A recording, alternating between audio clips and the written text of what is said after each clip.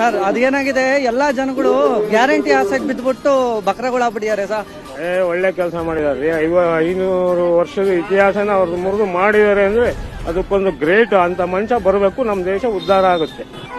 ಮೋದಿ ಮೋದಿ ಅಂದ್ರೆ ಕಪಾಳ ಕೊಡಿ ಅಂತ ಒಬ್ಬನ ಅಂತ, ಬಿಜೆಪಿ ಮನೆ ಹಾಳಾಗಿ ಬೆಂಕಿ ಬಿದ್ದೋಗ ಅಂತ ಇದೇ ಮೋದಿ ಯಾರು ಸಿದ್ದರಾಮಯ್ಯನೇ ಅಂತ. ನಾವು ಮೋದಿ ಮೋದಿ, ಬೇರೆ ಏನು ಪಕ್ಷ ನಮಗೆ ಯಾವ್ದು ಇಲ್ರಿ, ಮೋದಿ ಮೋದಿ ಅಷ್ಟೇ. ಅವನ್ಯಾವನ ಕಪಾಳ ಕೊಡಿತಾನ ಅನ್ನೆಲ್ಲ ಹೊಡಿಯಕ್ ಬರ್ಲಿ, ನಾವು ಒದಿಸ್ಕೊಂಬಕ್ ರೆಡಿ ಇದ್ದೆ.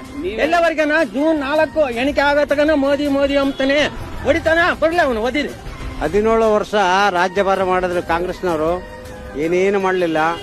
ಇವತ್ತು ನರೇಂದ್ರ ಮೋದಿ ಸಾರು ಪ್ರತಿಯೊಂದು ಇವತ್ತು ನಮಗೆ ಈ ಹಣ ಮೊಬೈಲಿಗೆ ಬರಂಗ ಮಾಡಿದ್ರು. ಉಜ್ವಲ ಯೋಜನಾ, ಶೌಚಾಲಯಗಳು, ನೆಕ್ಸ್ಟ್ ಮನೆಯಲ್ಲಿ ಇವೆಲ್ಲ ಮಾಡಿದ್ದಾರೆ. ನರೇಂದ್ರ ಮೋದಿ ಬಂದ್ರೆ ನಮ್ಗೆಲ್ಲ ಅನುಕೂಲಗಳಿರ್ತವೆ. ಒಂದು ಪಕ್ಷ ಗ್ಯಾರಂಟಿ ಕೊಟ್ಟಿದ್ರೆ ಇನ್ನೊಂದು ಪರಿಶುದ್ಧವಾದ ಒಂದು ನಾಯಕತ್ವದಲ್ಲಿ ನಡೀತಾ ಇದೆ.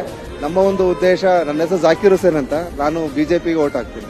ನಮಗೆ ಫಸ್ಟ್ ಆಫ್ ಆಲ್ ಬಿಜೆಪಿ ಬರಬೇಕು, ನಮ್ಮ ಹಿಂದುತ್ವ ಉಳಿಬೇಕಂದ್ರೆ ಬರಬೇಕು.